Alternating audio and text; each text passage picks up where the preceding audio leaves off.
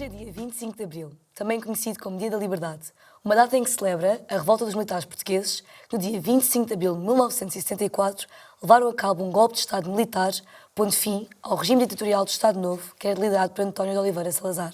Bem-vindos ao segundo episódio do Cultural Talks, organizado pelo Lifestyle and Culture Department da Nova SU. O meu nome é Inês Carvalho dos Santos e hoje estou aqui com o Sr. Nuno Santos Silva, Coronel da Administração Aeronáutica e participante na ação militar do 25 de Abril, e Luís Mota, antigo estudante de mestrado em International Development and Public Policy na Nova SBE e atual presidente de uma juventude partidária local, para uma conversa aberta sobre como o 25 de Abril impactou duas gerações diferentes. Sr. Nuno, comecemos por si.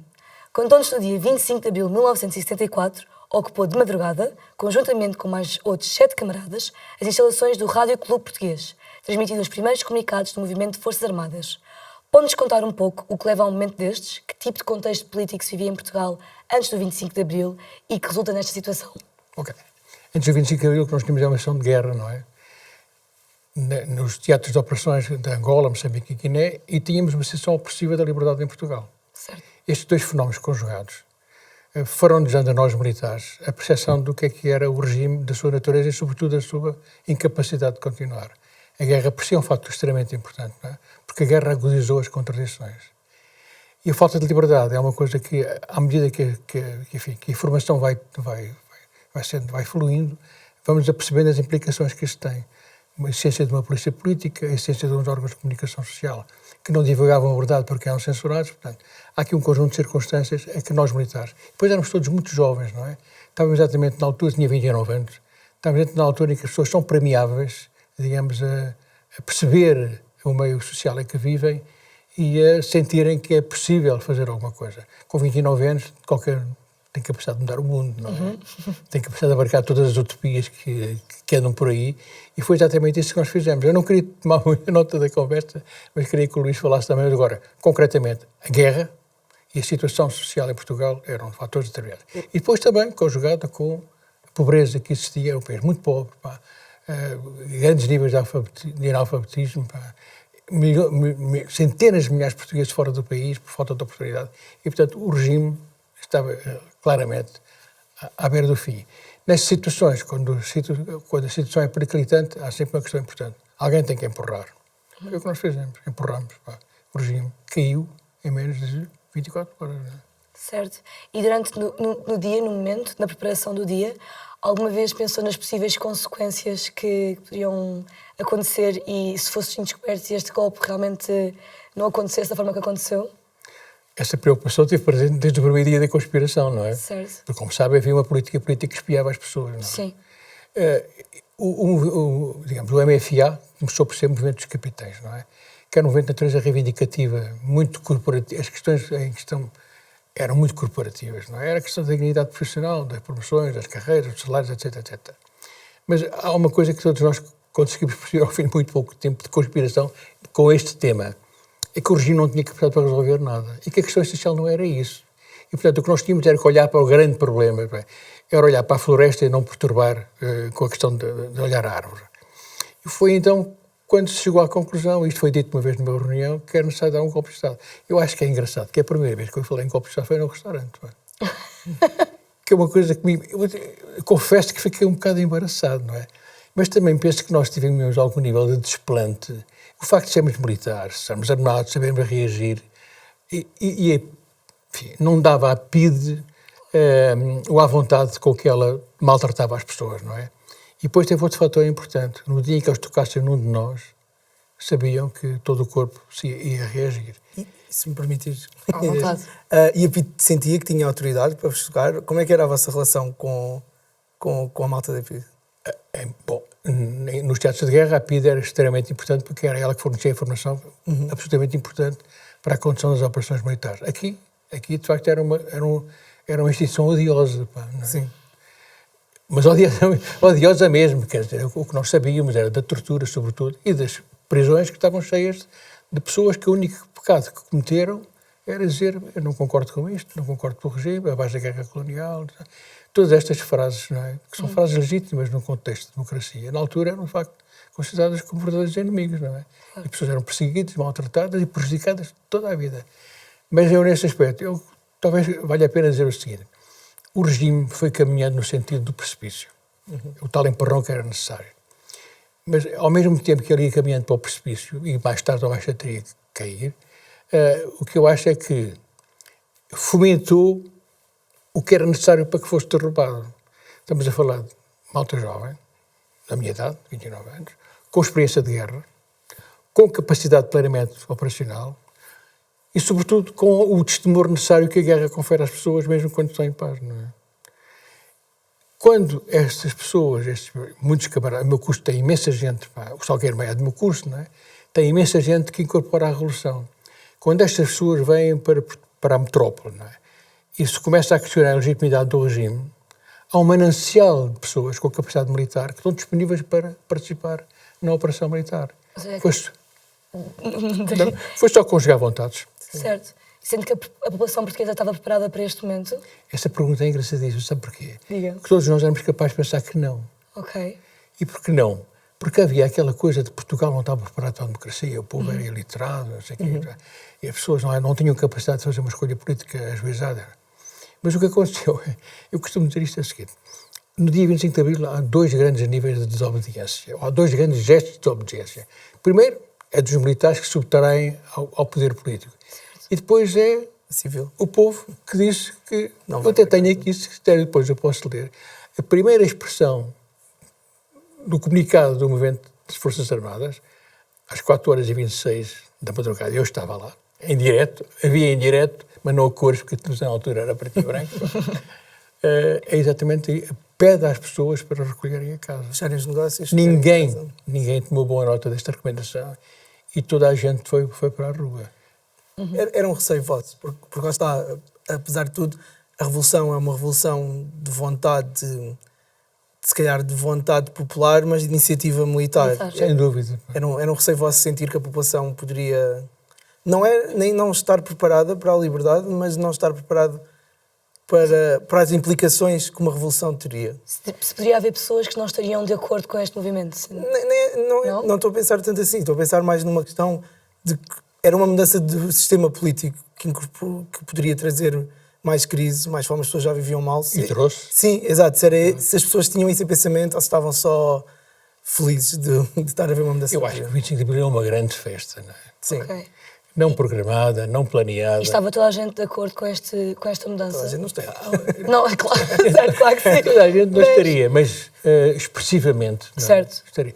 Porque o mar de gente que inundou as ruas não foi só em Lisboa, não é? Certo, aconteceu mesmo no Porto e noutras povoações. E, portanto, eu acho que havia ali, de uma forma latente, uma grande animosidade em relação ao regime. E no dia em que as pessoas compreenderam que é desta que vai, as pessoas aderiram. Okay. Espontaneamente, não é?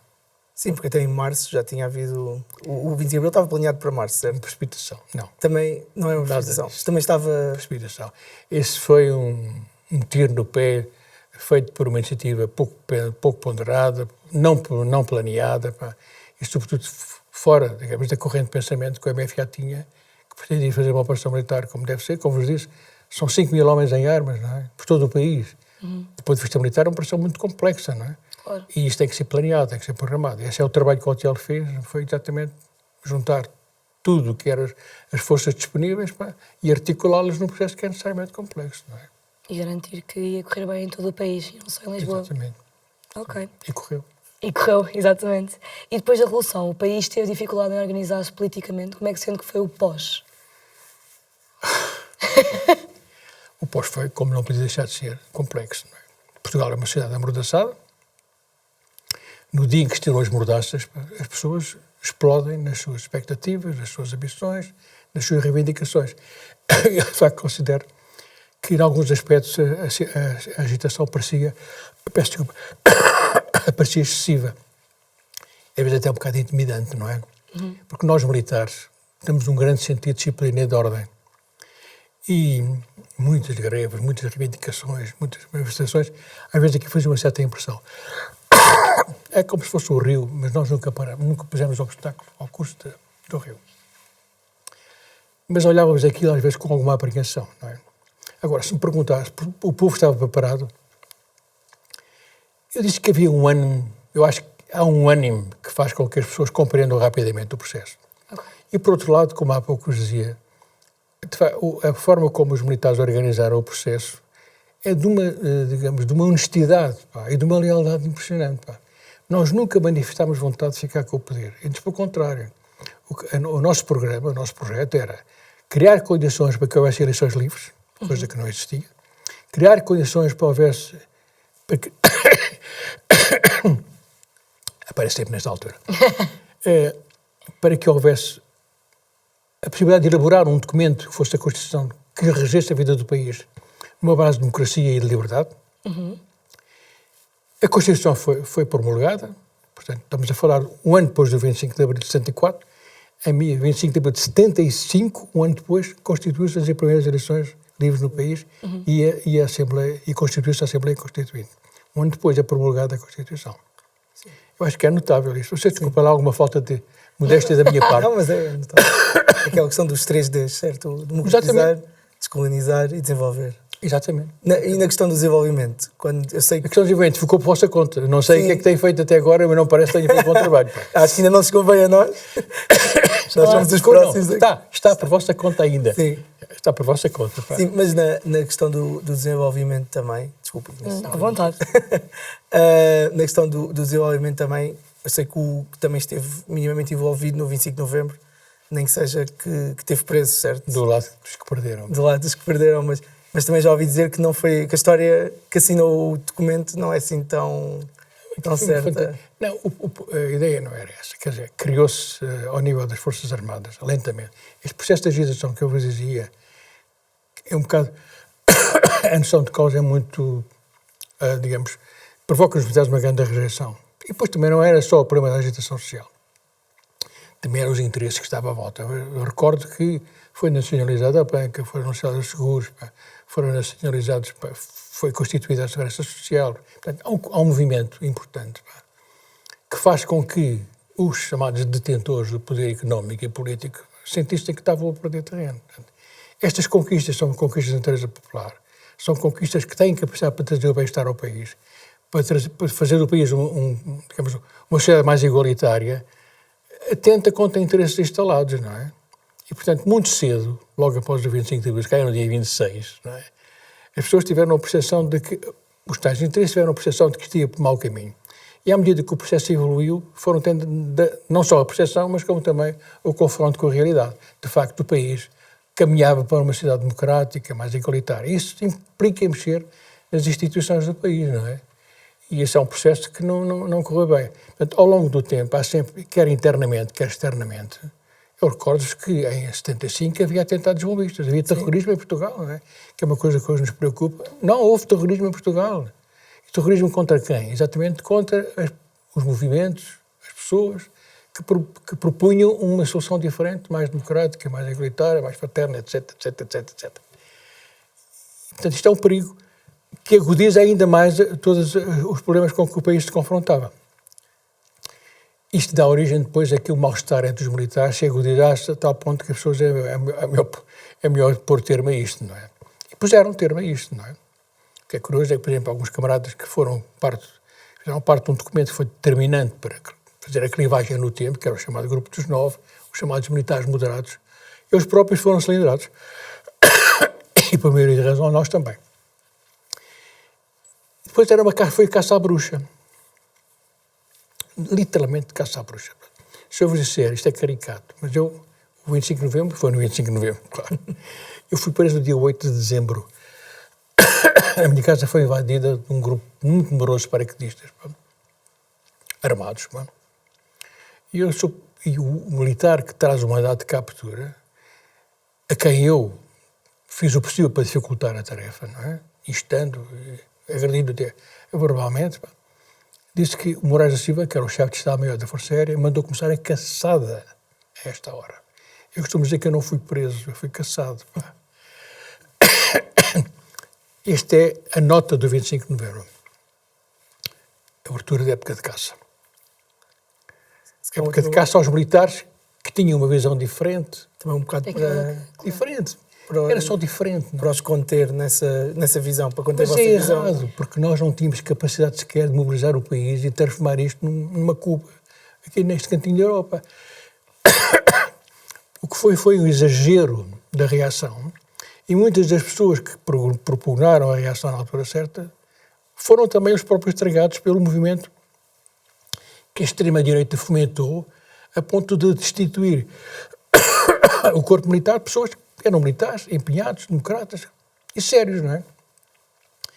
Eu não posso dizer, não posso queixar muito porque penso que o 25 de novembro determinou uma clivagem na minha carreira profissional, determinou uma clivagem na minha vida pessoal, pá. Eu diria que hoje em dia não perdi nada. Não perdi nada. Entretanto, licenciei-me em Economia, somos todos colegas do mesmo ofício, pá. Tive uma vida profissional muito motivadora, muito interessante, pá. Particularmente em Angola e em Moçambique, onde eu tive muitos anos, pá. E, portanto, quando nós nos afastamos do tempo, não é? E limamos o tempo e a vida das arestas mais desagradáveis e mais... Eu considero que atravessei esta fase difícil, não é? Da melhor forma possível, não é? E como muitos camaradas meus fizeram exatamente o mesmo percurso, pá. E acho que o país perdeu. Perdeu porquê? Porque nós, profissionalmente, provámos que somos pessoas capazes, não é? E militarmente também o éramos. E, de facto, olhavam para nós como se fôssemos perigosos comunistas. Que era a velha questão. Pá. Estes tipos são todos comunistas, são extremamente perigosos. E gerou-se um movimento de antagonismo e de má vontade. Eu sou julgado, e passado compulsivamente à reforma, em condições quase idênticas aos tribunais plenários que a PIDE tinha para julgar os comunistas, não é? Ou os oposicionistas, não é? Isto é miserável no pós-25 de Abril, não é? Reparem, mas nós sempre tão baixos, tão baixos, tão baixos. Nós, na tropa, nas Forças Armadas, temos alguns códigos de conduta, pá, importantes, pá, que são a lealdade, a camaradagem, o respeito, pá. Perdeu-se isso tudo, porque a caça, a época de caça, para que as presas fossem convenientemente agarradas, perdeu estes valores completamente, não é? Certo. E, portanto, eu diria, eu não servi à instituição porque eles me ostracizaram, mas hoje, vendo bem as coisas, eu também não queria aquela organização, não é? E então cá estamos, aqui chegamos, pá. E o vosso convite é muito honroso, pá. Eu acho que estou a falar demais e o Luís... Não. Temos aqui uma primeira parte em que o queremos ouvir assim, depois já vamos debater aqui um bocadinho como é que estava e como é que está. Há uma questão importante que uma vez a Marta e o Rodrigo, que é o outro neto que eu tenho, fomos os três entrevistados para a Visão, numa entrevista em que eles eram os entrevistadores. Pá. Certo. Portanto, ela tem uma grande experiência de comunicação social também. Não sei se foi ela, se foi ele, o Rodrigo. Acho que foi ela que fez assim a pergunta. Tu não tiveste medo, pá? Eu disse, eu tive muito medo até. Muito medo. Mas há uma coisa importante, quer dizer, há uma altura em que a coragem tem que sobrepor ao medo, não é? E eu posso dizer quando é que eu senti esse momento. Não é? Portanto, estávamos um golpe de Estado, não é propriamente dar uma volta pela cidade, não é? Mas nós estávamos a ver o que se passava na cidade. Pá. E a primeira senha era o E Depois do Adeus. Eu recordo-me que quando eu ouvi o E Depois do Adeus, foi exatamente em que eu perdi o medo e isso só tinha a questão. O foco era a Rádio Clube Português, entrar lá para dentro, ler os comunicados. Pá. Porque, de facto, eu devo dizer com alguma modéstia que o primeiro comunicado que nós fizemos inaugurou a democracia em Portugal. Pá. Sim, sem dúvida. Certo. Aqui, posto de comando das Forças Armadas. Esta é a porta que se abriu para um Portugal novo, não é? E nós, felizmente, nunca mais parámos. Mais coisas, menos coisas, mais contestação, menos contestação, mais democracia, menos democracia. De facto, o país tem-se encarado um caminho próprio. Pá. E hoje estamos muito melhor do que estávamos no dia 26 de Abril, por exemplo, sem margem para dúvida, não é? O país progrediu muito, nós próprios progredimos muito, pá. Temos outra visão do mundo, pá. Acho que foi tudo bom. Sim, eu acho que, pronto, já falando um bocadinho mais contemporaneamente, eu acho que é o problema que nós temos com o 25 de Abril, é mesmo a distância que já estamos da data e que já se criou aqui alguma barreira temporal. Indiferença, não é? Cria alguma quase indiferença à data e até procura-se um bocadinho diminuir historicamente o peso da data e querer passar, se calhar, não querem dizer que querem passar mais para o 25 de Novembro, mas haver essa também contestação de qual é que é a data mais importante. Eu tenho a ideia que, se calhar, na altura, a data do 25 de Abril sempre foi muito mais importante que o 25 de Novembro, e que o 25 de Novembro foi quase visto como uma coisa secundária em termos revolucionários, como tem que continuar a ser. Só que eu considero que essa distância física e que esta tentativa de retirar valor histórico ao 25 de Abril é exatamente uma imagem do que é que está a ficar errado e do que estamos a tomar por garantido a forma como nós vivemos. E se calhar até dá uma visão que se calhar as coisas não estavam assim tão mal na altura, quando estavam. Todas as histórias que eu ouço eram de miséria. Não sei se isso é uma ideia instalada ou se é apenas uma ideia propalada por alguns grupos de pessoas, não é? Nós nascemos só 25 de Abril e estamos lá, reúne muitos dos militares de Abril, mesmo os que estavam de um lado e do outro da barreira, porque de facto no 25 de Novembro há uns que ficam de um lado e outros ficam do outro, não é? Sim. Para nós o que tem importância é o 25 de Abril. O 25 de Novembro é episódico, não é? É uma situação episódica que não prejudicou em nada as grandes linhas de progresso que o MFA desejava para o país, não é? Mas que é um bocado dar um murro na mesa e dizer... Pá, acha que é uma arma de arremesso político hoje em dia? acho que sim. Para tirar valor ao 25 sim, de Abril? Seguramente. Para tirar quase a Mas cor ainda não- vermelha ao 25 de Abril? Ainda não conseguiram isso, quer dizer, há muita gente que considera que o 25 de Abril e o 25 de Novembro vestem comemorado em pé de igualdade. Acho que não convenceram ninguém, não é? E muito menos nós, não é? Sim. É porque é bom que se diga que os militares do 25 de Abril, muitos deles participaram no 25 de Novembro, não é? E não foi por essa razão, nem foi pela dificuldade de compreensão que nós tínhamos do processo, que se criaram barreiras intransponíveis. De facto, nós estamos todos homens do 25 de Abril. Aliás, a coisa mais honrosa que eu gosto de atribuir a mim próprio é de militar de Abril, não é? E não vou dizer, eu sou um militar que foi preso no 25 de Novembro, não é? Ou que foi, nada disso, não é? Não é relevante, não é? Não é relevante. Agora, a arma de arremesso político é. A arma de querer voltar as coisas atrás é. Mas temos que saber viver com isso, não é? Dialogando, conversando e demonstrando que isso... como é que se vai voltar para trás agora? À custa de quê? O que é que vamos suprimir ao povo português, às nossas liberdades, à nossa demografia, ao nosso desejo de progresso? O que é que vamos suprimir? Não se pode suprimir nada, não é? Sim. Claro. Então, se não se pode suprimir nada, só há uma palavra de ordem. 25 de Abril, sempre.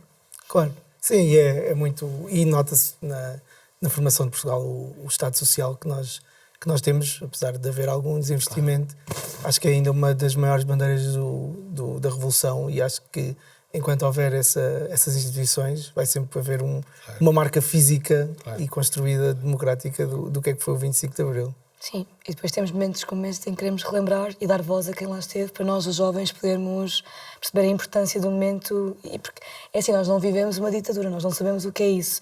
Nós não vivemos em Portugal há 50 anos atrás e nesse momento estaríamos proibidos de estar aqui a conversar e a debater ideias e a associar-nos e etc. E por isso que agora vou virar aqui um bocadinho a conversa para o Luís e perguntar-lhe o que é que acreditas ser para ti a liberdade neste momento, para quem só... Ou seja, o que é para ti a liberdade para quem só conheceu um país livre? Sim, plagiando um bocadinho a tua pergunta, é exatamente isso, é estarmos aqui à conversa, termos a plena noção de que aquilo que nós dizemos pode ser dito e que há muitos poucos entraves à nossa liberdade, que seja, se não fores prejudicar o outro, és livre de fazer e dizer o que bem te entender. E eu acho que a última análise é isso, mas também é muito mais. O 25 de Abril permitiu que houvesse efetivamente um ascensor social em Portugal.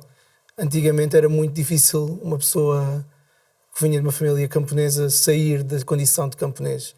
Um filho de um agricultor seria sempre um filho de um agricultor. Um filho de um mecânico provavelmente seria um filho de um mecânico. E era muito dinástico na miséria, quase. Claro. E eu acho que a maior valência do 25 de Abril é isso mesmo. É agora nós olharmos, estamos aqui numa universidade e podemos ir pelo campus fora e perguntar o que é que era o teu avô. O teu avô estudou, o teu avô não estudou. De onde é que tu és? Os teus avós passavam fome, etc.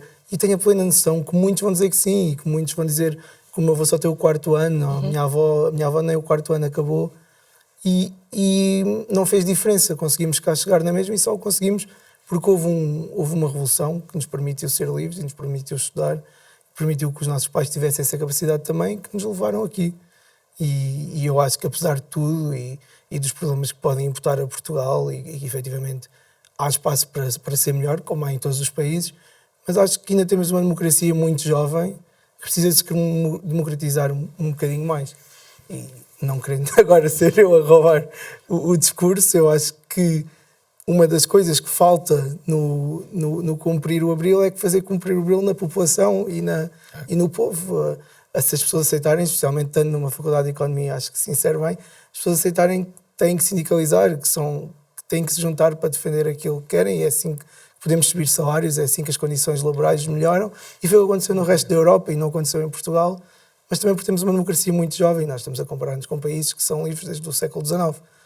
E como tal, eu acho que tanto isso como os conselhos de empresa terem os trabalhadores, acho que é uma mais-valia que ainda falta haver em Portugal e que acho que podemos lá chegar, e que vai ser a continuação do que foi Abril e do que é que poderá ainda vir a ser. Certo. E enquanto jovens, o que é que acreditas que nós podemos fazer para salvaguardar esta democracia e até mesmo fortalecê-la? E é uma pergunta para ambos, ou seja... A democracia tem que ser protegida, porque lá está, é tomada por garantida, mas é muito frágil, acaba muito depressa e é muito difícil de reconquistar. E não sou a melhor pessoa para Não contem comigo, mas de qualquer forma é mais difícil, não é?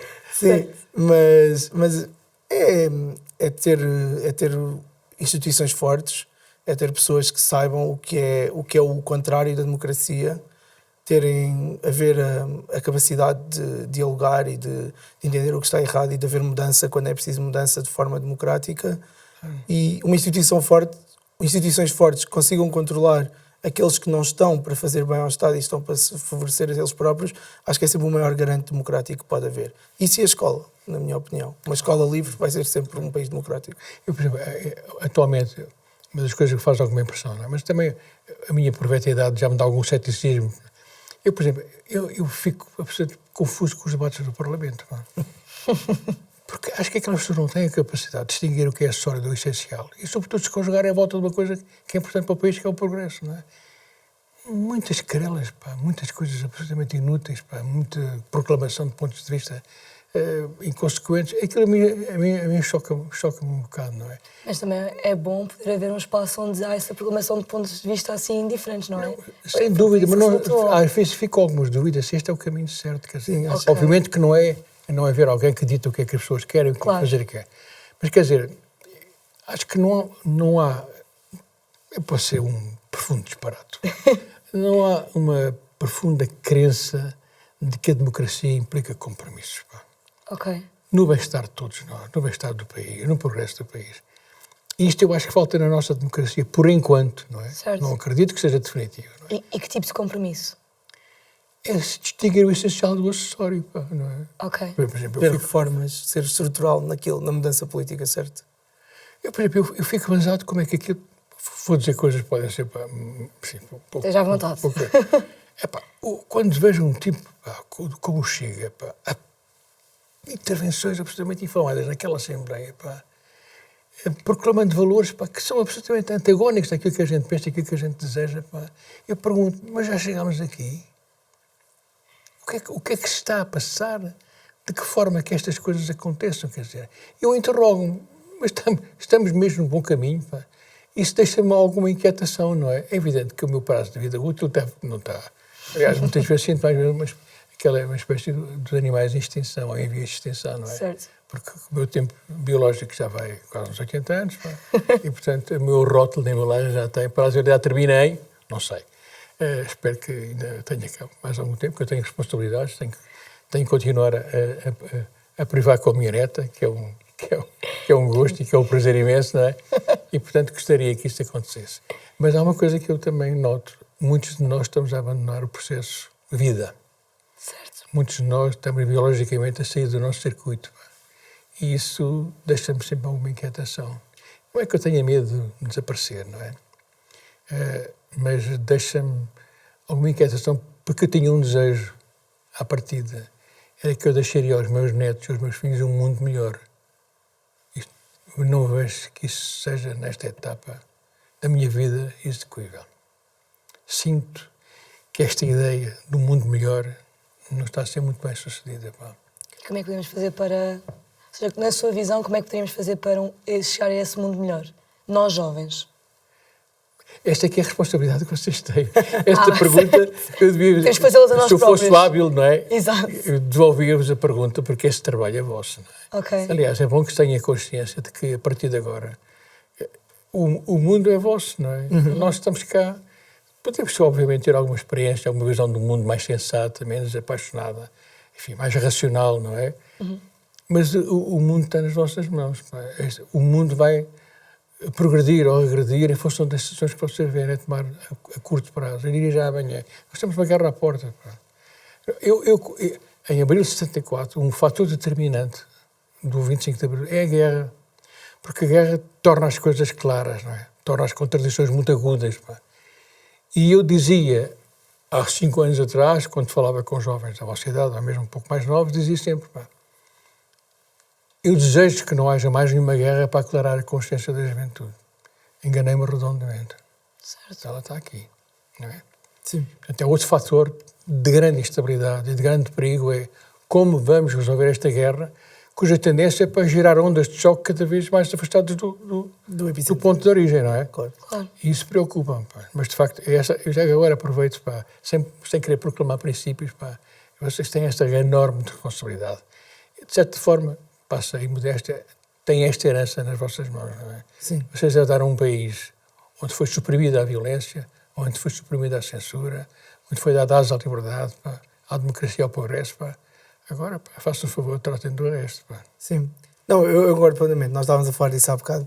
Eu sinto que o 25 de Abril é sempre o feriado em Portugal, não querendo tirar valor às outras datas, obviamente, mas eu sinto que o 25 de Abril é das datas com maior peso na nossa história recente e, portanto, para nós, pelo menos que as pessoas com quem eu privo mais, e sinto que é o que é preciso para revitalizar esse sentimento, é só mesmo descer à avenida. É isso no 25, eu acho. Vamos encontrar lá. Espero que sim. Mas sim, eu acho que descer à avenida, o 25, é um símbolo que marca efetivamente aquilo que ainda há para fazer e aquilo que foi ganho com a coragem, com a dedicação e com o esforço de algumas pessoas, como temos o prazer de estar aqui hoje. Portanto, eu acho que eu tento não tomar por garantido e tento sempre contextualizar todos os meus pensamentos que não é garantido e que ainda há muito para fazer, mas que o caminho foi traçado em 74. É sempre o que eu acho. Sem dúvida, sem dúvida. Há bocado deixei uma ideia aqui, que é nós, da minha geração, somos uma espécie em vias de extinção por razões de natureza, por razões naturais, não é? Eu, por exemplo, posso dizer com mágoa que neste último mês perdi 2 grandes amigos meus. Assim, de um momento para o outro, chegaram ao fim da vida e depois vão-se embora e deixam-me sozinho. Quer dizer, não estou sozinho, mas quer dizer, fazem-me falta, não é? O último foi o Joaquim Pessoa, que é um poeta da Revolução de Abril. Eu até, se vocês não se importam, em homenagem que lhe devo, não é? É ler uma pequena estrofe do início de uma canção, não é? Que é chamada Lisboa, meu amor, em que ele fala da sua cidade, mas fala sobretudo daquilo que esta cidade criou, não é? A expectativa criou e a esperança criou. Não tenho jeito para declamar poesia, mas vou tentar o melhor possível. Então a canção chama-se Lisboa, meu amor. Estou emocionado. Lisboa tem o vestido azul feito de mar e guerra e cheira a laranjas maduras.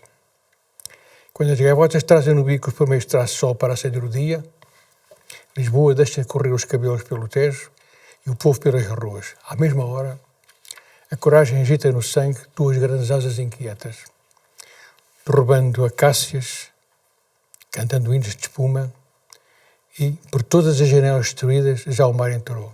E porque toda a coragem é necessária, toda a esperança é legítima.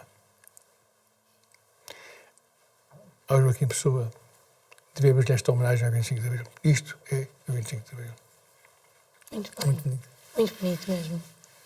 Obrigada por trazer a homenagem e acho que é super essencial. Espero que toda a gente em casa vá ler os poemas e ouça o podcast e vá à procura dos outros poemas do Joaquim Pessoa. São muitos. São muitos. E bons. E bons, exatamente. Não sei se tem mais alguma coisa a acrescentar. Se tens mais alguma pergunta a fazer. Eu tenho. Diga-nos. Agradeço muito o vosso convite.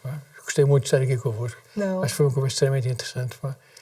E eu gosto muito de perceber até que ponto é que nós estamos velhos, mas não caducos. Não, de todo. E que os princípios que nós trouxemos para a vida do país são apreciados, são respeitados e são considerados como ponto de partida para que tudo melhore entre nós. Eu também sou beneficiário disso, a Marta e todos os outros que aí vêm. Tenho agora uma nova esperança de vida, que é uma netita com 7 meses de idade. O que é que se lhe pergunte, ela tem uma resposta sempre muito afirmativa. Tem um sorriso fantástico. Sim, eu também aproveitar, queria agradecer a presença e o convite também. Foi certamente uma das experiências que eu vou guardar com muita estima. Nunca pensei estar sentado a falar com um capitão de Abril, especialmente sobre o 25 de Abril, que é um tema que eu gosto tanto. E pronto, o que eu quero deixar é que vou levar para sempre o 25 de Abril comigo em todas as decisões políticas que eu possa vir a fazer, ou todas as decisões até de vida que eu faça, sempre com esses ideais que foram proclamados nesse dia. E agradecer pela coragem que teve e pela iniciativa, e que eu tenho a certeza absoluta que se não fosse o 25 de Abril eu não estaria aqui, provavelmente não teria estudado nesta universidade e que nunca a minha vida não teria sido a mesma. Portanto, muito obrigado nessas questões. Estamos todos contentes, então é isso. Estamos todos contentes. Muito obrigada aos dois por terem vindo e partilhado os vossos pontos de vista, e espero que esta conversa também vos incite a continuar a lutar pela liberdade, e porque não podemos tomar a liberdade como garantida. Nunca. Obrigada, Luís, e obrigada, Nuno. Obrigado. Obrigada. Obrigado também. Foi um prazer. Está feito. Vamos bater palmas.